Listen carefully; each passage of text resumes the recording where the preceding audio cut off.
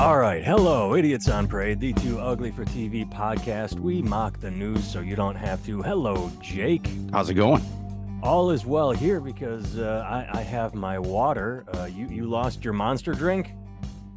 Did. I drank like half of it, though, so we should be good. All right. You got your poison in you. That is Jake Vevra, stand-up comedian in New York City. I am Nathan Timmel, stand-up comedian in Iowa City. Jake has... you got I found it. I actually knocked it over, but I still have some in it. Well, good.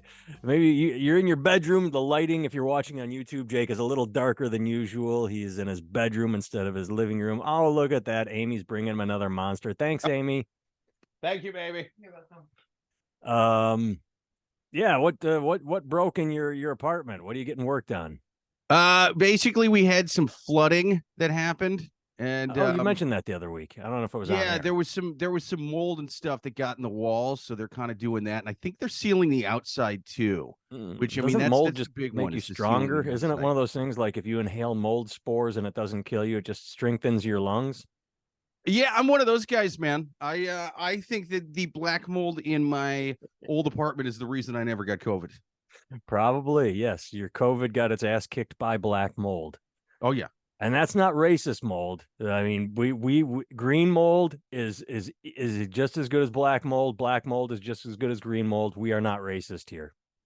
100%. All mold matters. All right, let's jump right in. I found this story amusing. It's a very small story. Chachi, Scott Baio, is leaving California. He made a big show of it. He didn't just move. He can't just like leave. He can't, but he had to make a big show of it. He wrote, "Homelessness brings down property value. Also, no consequences for crime that is rampant, making things higher in price. And it's not just a safe place anymore. I'm free."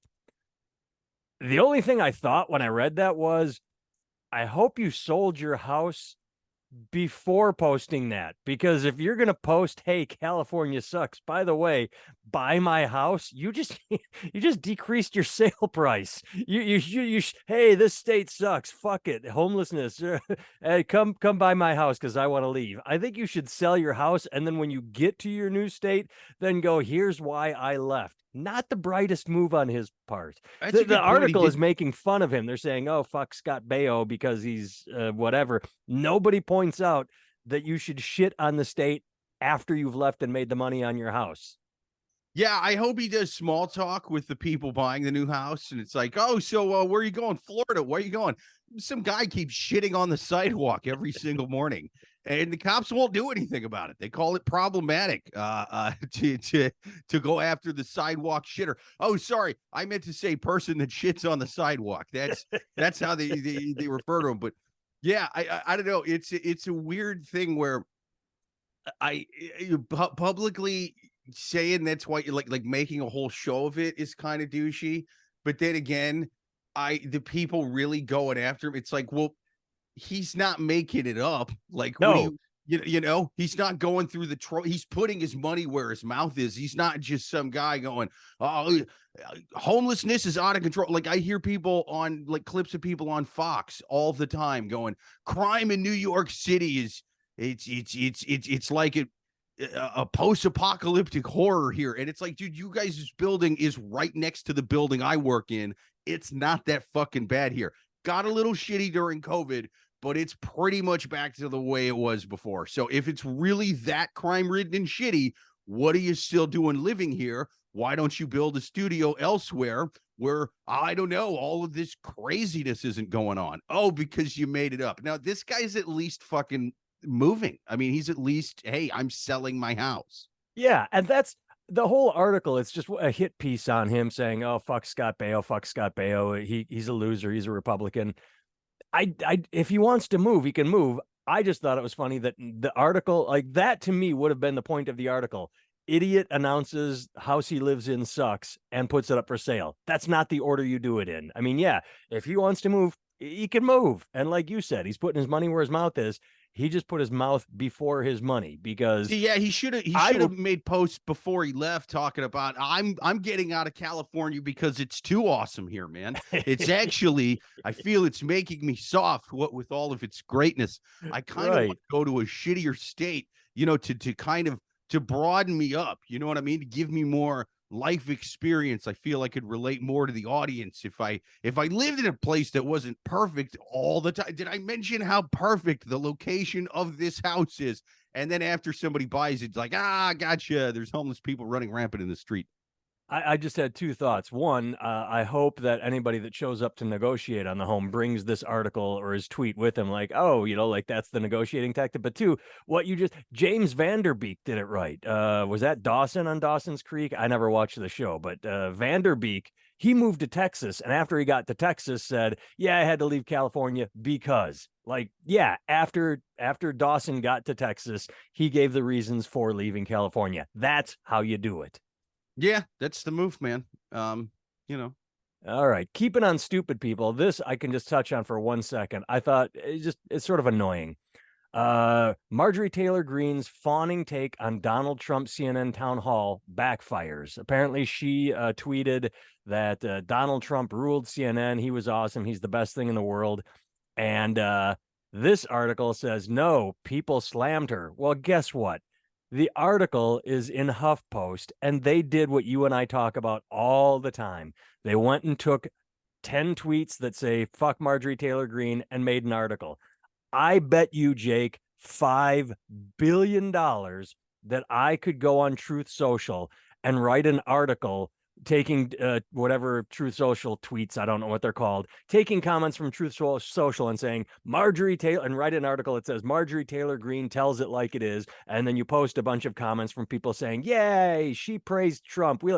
You don't get to write an article by cherry picking the most biased comments you want. HuffPost, of course you're going to write an article that says Marjorie Taylor Greene sucks and find comments to back it. It's not a story. You didn't write a news story.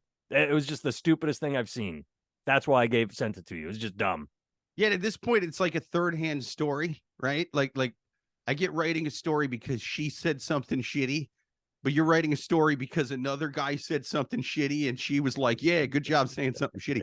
And now you're writing, like, write an article about the actual guy she's talking about. Well, that's and not what you just said. Continue that. You could write a story about what Trump said. You could write about stories she said, but you actively said people didn't like what she said about what Trump said. So you did go third hand. You went and found people commenting on her comment about what Trump said. So it's a non-story, and it's completely biased. As I said, I could go find pro Marjorie Taylor Greene comments and write a story for a conservative piece. And who consumes this media? Who consumes this and thinks HuffPost sure told her? If you go in the Daily Wire right now, they're taking angry comments about this HuffPost piece, about Marjorie Taylor Greene, about Trump, and it's and then if you go to some other, I don't know, you go to Slate or something, they've got angry comments about the Daily Wire article, about the HuffPo article, about the Marjorie Taylor Greene comment, about the Trump thing, and it's then you go on Breitbart and. Yeah, it becomes like an ancient Hebrew prayer, and then Breitbart, or a Russian, one of those Russian stacking dolls HuffPost thing, and then the Mother Jones article, and then that comment about that. Yeah, this is not news. This is not reporting. This is not media. It's fucking jerking off. That's literally all it is jerking off. Oh yeah. Another fluff piece. I just want to run through the fluff pieces. I was just helping. YouTube's biggest star, Mr. Beast, responds to criticism of him buying a neighborhood to house his staff and family. The last time he, quote, got in trouble, it was for helping blind people get operations. Now he's buying houses and he wants everybody to work. How much time do you have on your hands that you have to find someone who is seemingly actively doing nothing but good constantly and then shit on him for it? How sad is your life that you can't even shit on Marjorie Taylor Greene? Like, tweeting that Marjorie Taylor Greene is a piece of shit is one thing. She's a horrible person, but you've gone to find a good person and all you can do is attack him for everything he does. I don't get it. I don't know anything about Mr. Beast. All I see is when he's in the news, he's doing something nice for people. That's all I see. And he gets attacked for it. Yeah, I don't really know much about the guy, man. I read the article, but I'm like, how does Mr. Beast make his money? I feel the same way about Mr. Beast that I do about Dominion in the lawsuit. I'm 100% on his side and I'm 100% on Dominion's side, but you got to cut that price tag in half. because you gave yourself such a name that leads itself to, like, you called yourself Mr. Beast. Come on, man. You're gonna, it's a very nefarious name. You gave yourself the name of a Dick Tracy villain. So, like, people are gonna come at you when you try to do nice things. If you're just like, Mr. Beast, see, I'm feeding the hungry. It's like, yeah, but you're probably up to no good as well. It's the same thing you said. What was it last week? What was that? Big Milk? Got Wood, the Aubrey Plaza campaign. Yeah, Big Milk is coming for you. Remember that? Yeah. Oh, that's right. I gotta quit. I gotta update my references. I remember when I think it was on Letterman. Robin Williams did one of his go-to references, but the person had died, and I think Letterman sort of mentioned that, and he's like, "Oh yeah, I gotta," because he just sort of had a revolving box. Yep. And then Letterman sort of busted on it. All right. Jake, we didn't talk about this last week. I don't know if I want to get into it because, but on the subway, a Marine a former Marine put a crazy person in a chokehold. It made me think of what you said, how in Los Angeles, people drive by the homeless and they go, oh, those poor people. But in New York, they're in the car with you. That's what it made me think of, is that comment. So Jordan Neely died, Marine veteran. Daniel Penny had to put him in a chokehold. We can talk about that if you want. The article I sent you caught my eye because it says, here's the headline: a Marine vet used a chokehold leading to a man's death. The technique, taught in basic training, faces fresh scrutiny. I mean, if you are in the military and you join the military because you are going to be sent to war to fight enemy combatants, I think you should be taught how to kill the enemy in as many ways as possible, and or, fight for your life. I just thought it was odd that was the headline. Like, yes, the chokehold got used in a situation that some people are unhappy with, some people are, but I think if you are teaching a soldier how to kill the enemy and or save their own life, that's the whole point of becoming a soldier. You were a soldier, Jake. What are your thoughts just on that aspect alone? Not even what happened on the subway, just the idea of teaching a soldier how to kill. I mean, well, the thing you can't use a chokehold, but here's a gun, shoot him. Right? Where's Sure. Yeah. I mean, I guess you could write the same article if a guy wigged out and, shot up a 7-Eleven with an AR or something, right? I mean, you could be like, they taught him this basic training, those sons of bitches, like you could kind of do the same thing. But that said, it's really minimal, the hand-to-hand stuff that you do, and especially basic training. But even once you get to your unit, if you're an infantry unit, you're going to be doing some combative stuff. But I had a combatives instructor once, had a pretty good quote, I thought. And he said, who's the guy who wins every single real world, like hand-to-hand fight, like in a battle, like in a war? Who's the guy who wins every single hand-to-hand fight? Whoever's buddy shows up with a rifle first. I'm only teaching you enough to keep you alive until hopefully your buddy shows up with a rifle first. If not, you're fucked anyway. So, I mean, it's not like these guys are doing, like jiu-jitsu or any of that every single day, because you're mostly training in what you're going to use, which is going to be the rifles. It's going to be the crew serves. It's going to be things like that. So, if you're ever out of ammo to where you have to use hand-to-hand stuff in Afghanistan or something, you were probably going to die anyway. I mean, it just doesn't happen. You have a truck full of ammo and shit.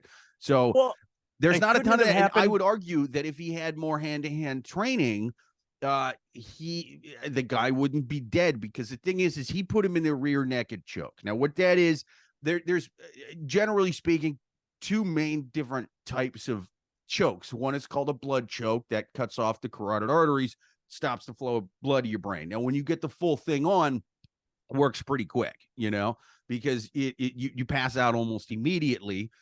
It looks like that's what he had him in. Now, he obviously wouldn't have had the full thing right away, because it's within a matter of seconds that you're out. But once he did get that on, it takes a good minute or two before the lack of blood to your brain will actually kill you. So he would have felt the guy go limp. And at that point, he should have let go. Now, a wind choke, which I don't think that's what he had. It could be the guy shifted around and this is what got him. But I think that you would have seen reports about a crushed windpipe. A wind choke keeps you from breathing air, right? So that takes longer to make you pass out, but it's actually, they say it's more dangerous because what can happen is you can actually crush the you can crush the windpipe. Basically, you crush, like the Adam's apple and all that. You crush that to where even when you let it go, still strangling because it's crushed. So it seems like he had him in the rear naked choke, which is a blood choke. So he should have been able to let the guy go. Now you definitely saw very polarized views on this at one point. Of course, like half the media, this guy's a hero. He was saving the day, and then the other side was like, he never should have gotten involved at all. The guy was just asking for food. And it's like, well, no, the guy was clearly an issue. That's why you had two other people helping hold him down, two other strangers, but if you're going to do that and you don't let him go, then you just fucking kill the guy. And at best, you should get manslaughter. At worst, you should get murder, I mean, I wasn't there, and that's the thing, is everybody takes a stance on what they would do if they were in that situation. Who knows? Like, he jumped on him.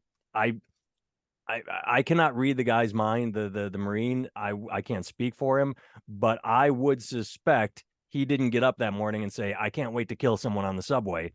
I would suspect, it's just like, oh shit, this is happening. No, it's accidental. It's definitely going to be a step in situation. And he's just holding him, and he doesn't, like, you don't think 10 Mississippi, 11 Mississippi, 12 Mississippi. Okay, now I can let him go. If it's a blood choke, though, it's a lot of Mississippis afy that guy went limp, though. Like, a lot of Mississippis. Probably, yeah. A whole bucket full of Mississippis is what it's going to take. He was passed out before there's a lack of blood. So it'll be worked out in court. And anything that anybody says is all conjecture, and it's just all noise. And that's our problem, is we can't sit back and go, wow, this happened. All right. Let's see where it goes. We have to throw our opinions in. The homeless guy was a hero. Michael Jackson, everybody loved him. Oh, he was insane. Everybody hated it. Like, there can be no middle ground, which is, he was a nice dude that went insane. He had a bad childhood. He was causing problem. The Marine stepped up. Maybe he went a little too far. Like, there can't be any nuance. It has to be, the Marine was a hero and the homeless guy was a piece of shit, or the homeless guy was a victim and the Marine's a piece. I will never understand why people just so jump into corners immediately and immediately. Well, and look, man, there's honestly, no waiting. It's just until this guy touches someone, though, like, you can't really fucking lay hands on the guy. Look, you see those guys wig out on the train sometimes, like crazy homeless people fucking wig out on the trains. I thought I was going to have to choke a guy out a few weeks ago on the subway because it was a packed train. Basically the 7 had been fucking stopped by Times Square for like 10 minutes or something, which during like rush hour is a long time. Like this, we're packed shoulder to shoulder. And this kind of homeless guy, like, he wasn't doing anything at first, but then he starts yelling at this old man that's sitting down, and the guy's right next to me. He then turns around and starts saying weird, creepy shit to the lady that's on the other side of him and starts yelling at her. And he never made eye contact with me. Like, he never turned around and, because I was fucking glaring at the guy, and I was like, the second he puts his hands on her, I'm going to jump in. But until then, it's like, hey, he's just a crazy homeless guy yelling, and it's assault if you lay your hands on him. Now, he's doing it in a very threatening manner. That said, if something like this happens, it's going to, people are going to turn it to where, oh, you assaulted this guy for no reason and stuff like that. So it's like, until he actually lays hands on somebody on the train, you kind of gotta just let him do his thing. I mean, it fucking sucks. You want someone to choke him out, but like, you can't do it. Otherwise, it's fucking assault. What do you want? And if he dies, then it's manslaughter or murder. I guess this just popped into my head. What I would like to see is studies done from today forward. Does this change homeless behavior on the subway, and or going back in time? Did the crime on the subway drop after Bernard Gates got a little frisky with his 6-shooter? I think. These are two very different situations. Well, right? I know they are. I'm just saying, like, when an event happens, I'm not trying to compare situations. I'm saying what happens after. Does that point where, oh shit, people are getting killed on the subway, does that make the subway safer, regardless of whether or not the event itself was in the right? No, because there's two different motivations for those people involved. That's true. Yeah, the criminals were trying to hassle him, and the homeless guy. And that's why he didn't go to jail, as opposed to, like, if Bernard Gates had just shot 3 guys who were going and just wigging out like that, he would be in jail. But those people were trying to mug him or somebody. This was so long ago, I don't remember the exact details. Yeah, neither do I. Basically, it was like a group of 3 guys that were mugging people on the train, and that is a self-defense situation. Whereas this was just a crazy homeless guy who was yelling in a threatening manner. And hey, man, even if you do get involved, you really gotta be careful because he didn't actually hit anybody. So, and in terms of like him wigging out again, like homeless people that go crazy and wig out on the train, they tend to be so out of it that they're not really thinking about the consequences. It's just so sporadic. So it's no, that wouldn't affect things like this because you're not right. in their right mind anyway. Whereas is like people mugging are like, hey, I'm doing this to get money. And I could get shot, so they're actually thinking about it before time. So that might actually affect things like mugging, which you don't really see a ton of that on the train. You don't see gangs of guys going in and fucking people up. For the most part, it tends to be kind of just crazy people who are out of it. And hey, it sucks, man. It can be a little scary, but there's actually, if they do start laying hands on people, then other people on the train can kind of hold them down. And whereas like if it's a gang of 20 people that you used to hear about, back in the 80s and 70s and stuff, well, all right, well, they can just terrorize the whole fucking train at that point. Yeah. It makes what you said reminded me of what I said weeks ago when we visited Hollywood. And for reasons I will never understand, even though I told everybody, said this is a bad idea, but go ahead, do it.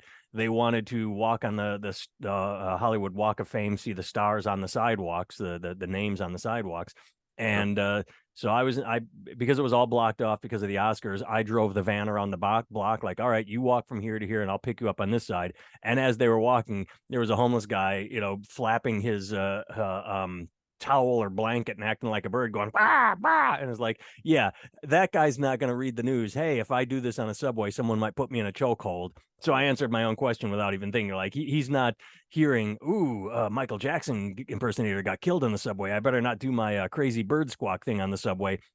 There's nothing processing up there. He's whatever drugs have addled his brain and or mental illness that led him to the drugs. They're not being influenced by anything that happens. Right.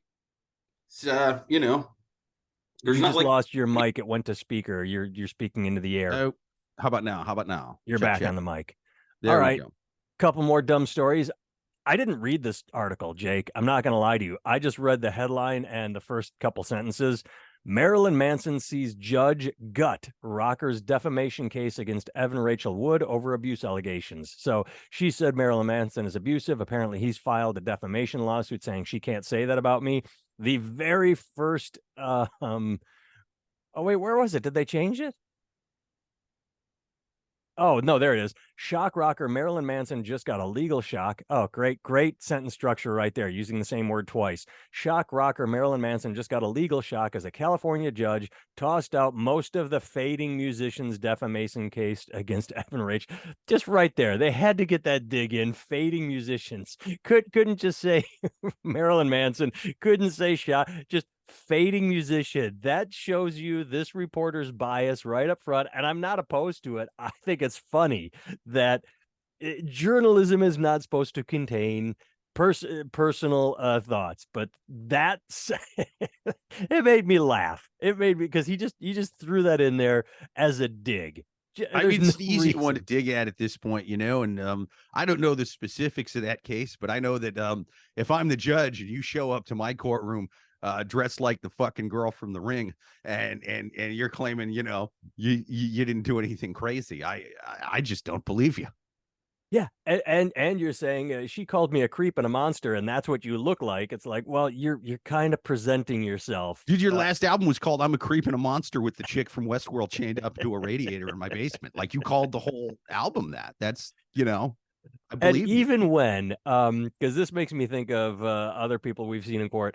Like for right off the top of my head, Judas Priest, who I like the band Judas Priest. When they were taken to court because of having subliminal when you put a suit and tie on, a goth rocker or a heavy, yes, the goth or the heavy, it kind of shines through the suit. It's lipstick on a pig is the phrase I think I've heard. So if Marilyn Manson shows up with his Marilyn Manson hair and eyeshadow and all that shit, but he's wearing a suit, is still Marilyn Manson in a suit. So the judge is still gonna be like, she said, yeah, I agree with her. Just on the I'm just going off appearances. She's probably right. Yeah, I'm tossing this case. Oh yeah, man. He's got to get like a little crew cut going. He's got to do something. He's got to take that eyeliner off. Yeah, I heard. I think it was Adam Carolla. Adam Carolla was talking about the Marilyn Manson thing, and he said that Marilyn should have talked to Alice Cooper. He said, "You talk to Alice Cooper off stage, and all the dude is soft spoken, and he goes golfing, and he's just the nicest, sweetest." He's like, "No, you the character shit. You leave that on stage. You're carrying it around with you 24/7. You go on stage, you go, and the audience I've seen Wayne's loves World it. too. The Algonquin called it Milwaukee or the Good Land. And then and exactly. That wasn't him acting. That was the way he talks off stage. So yeah, you leave the character on stage, but Marilyn Manson took the character with him 24/7, and that was a problem. That was why. Yeah, I mean I think he kind of got ahead of himself. Before you charge a lady for defamation for saying that you chained her to a radiator, first you got to prove you didn't do that. And I don't think we're there with him, you know. I don't think he ever proved that. I don't think he did the Johnny Depp thing and got found like not guilty. It right. seems, I again haven't been following the case really, but I know perception of that seems like they had enough other people kind of testifying like, yeah, he was doing crazy shit to her. So there were several women. One recanted. We talked about it. I can't remember. She said she felt pressured to say things about Marilyn Manson, but I mean, there were quite a few saying, no, when I was with him, he was a freak. And well, there you go. All right. One more story. And this one I thought was interesting because it's just been in the news forever. Title 42 is expired, border crisis. It made me think of an old article I read about what's happening. So stay with me, Jake. We may have talked about this. Republicans hated COVID. You know, from the beginning, they're like, it's a fake disease. We don't, we shouldn't shut anything down. COVID, no big deal. Republicans did not like COVID. Sure. So if you remember, Republicans passed legislation when they took power, when they won the slight majority, they passed legislation that said COVID is officially over, and they chose May 11th as the date where COVID would expire. Now, because Title II was tethered to COVID, that means when the pandemic ended, Title 42 ended. And nobody seems to be talking about that because Republicans just keep screaming border crisis and that Biden's doing nothing without acknowledging that they removed the very piece of legislation that kept, quote, the crisis from happening. And that's what I find fascinating is both sides of the same coin. We're going to end this policy that keeps this policy in place, and we're going to scream at the Biden administration for ending the policy we just ended. Does that it doesn't make sense, but that's what happened. And I find it amazing no one's talking about that. It's the equivalent of calling in sick because you were exposed to COVID, but still going to see the concert the day before, There you go. Exactly. Oh, I can't come in Monday morning. Last night's concert was great. Oh, I have COVID. Yeah. Maybe it's because it is so complicated, or because what we talked about earlier, with the subway, maybe because it takes nuance and researching a subject. Maybe that's why we just get headlines. We get border crisis, and that's it. We get Title 42, and that's it. Nobody goes back and examines why one thing leads to another or how they're interconnected. I just find it amusing. Yeah, man. I mean, do they still have like COVID stuff in place in any states anymore? I mean, I think it's like I haven't had to show my vaccine stuff. I don't even know. I don't think so. I did just I auditioned for local commercials out here. I've gotten one in 10 years. Oh, and that 1 in 10 years is not good. But I just sent in an audition for one I don't even remember what it's for, but it was yesterday. I filmed an audition. So you what they maintained is filming auditions. You record and send in your auditions. You don't have to go audition in person because they liked that. It made it easier for everyone. That's not a COVID protocol, but it held over. But I did notice when I sent it in, when I went to their webpage to say, drop your submission here. This is the role you're auditioning for. This is the commercial. It did say, I might be able to pull it up. I can read it to you. Give me 2 seconds. There was a COVID protocol. Go to this website. Here we go. Pulling it up. Can you prove a vaccination? Proof of vaccination. Yes. So I thought that was interesting. I had not seen a proof of vaccination in over a year. Long time. Yeah. I used to have to upload that to everything, but. Well, I have 2 notices on my screen, Jake. One is that we're running out of time on a recording, but 2, the battery on my laptop is about to die. Oh, so, nice. I think we call it here. All right. Good seeing your face. You can find too, man. Jake Vevra on all social media platforms at Jake Vevra. You can find me at Nathan. Oh, one quick thing before we go, NathanTimmel.com. You can find me at NathanTimmel.com. Jake, we got yelled at last week. We need to do more research. We had a comment. Here it is. I'm going to read it quick from Kevin Clark. The royal family don't just sit there in their palaces and do nothing. Do your research better. We made fun of the royals for doing nothing, and someone says we need to research what the royal family actually does. We were wrong, Jake. They do actually sit in parades and wave. So they do wave. I researched it. They also sleep with children on Epstein's Island. So I guess they are pretty busy. There they go. They wave and some of them and incest, lots of incest. That's true. And that might be more historical. Tax dollars in England, and they wipe their bums with it, as they say. So to Kevin, who said that we need to research the royal family, and they flush it down the Louvre. We have researched them. All right. See you next week, Jake. Thanks for watching. Thanks for listening, everyone. Queen Elizabeth killed Princess Diana.